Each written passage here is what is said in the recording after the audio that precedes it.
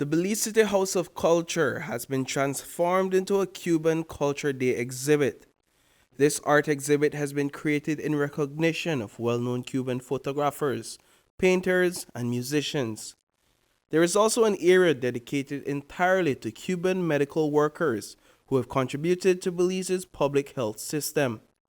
The evening began with a brief ceremony where the Cuban ambassador to Belize delivered an address. Today, 20th of October, 154 years ago, the lyrics of the Cuban national anthem were sung for the first time.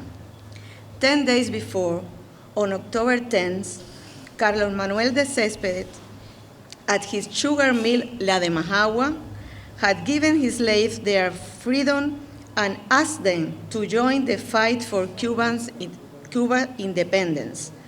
That moment marked the beginning of the wars of independence against Spain. On July 15th, Belize and Cuba celebrated 27 years of established diplomatic relations. On the event of the anniversary, Prime Minister John Briceño was received in Cuba by President Miguel Díaz-Canel. The visit reaffirmed the political, economic, and social affiliations between the two nations. Minister of Education and Culture Francis Fonseca spoke at the event. Tonight we're here to celebrate the strong friendship and partnership between Belize and Cuba. And of course, as Ambassador said, October 20th is celebrated as Cuban National Culture Day. It is celebrated as National Culture Day, as Ambassador gave the history. But in essence, it is celebrated as a day that reflects the cultural identity of Cuba, the cultural roots of their great nation, Cuba. And so we are very happy at the Ministry of Education and Culture to share this evening with you.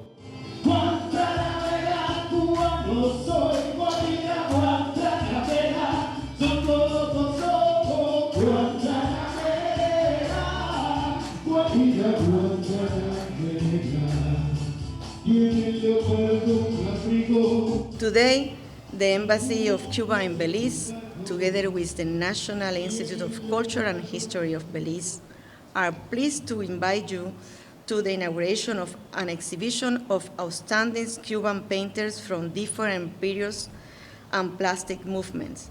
It is an example of the rich cultural diversity of our people. Minister Fonseca thanked the Cuban government for supporting the health and education sectors in Belize. I certainly want to place on record, as the minister responsible for education and culture, our great gratitude to the Cuban government and people for the tremendous support that they have given to Belizean students who have studied in Cuba for many, many years, even before diplomatic relations.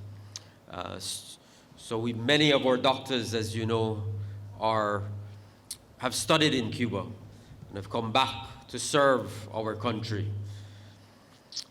In the area of education as well, in the area of education, we have today, I think it is over 100 students studying in Cuba in many different fields.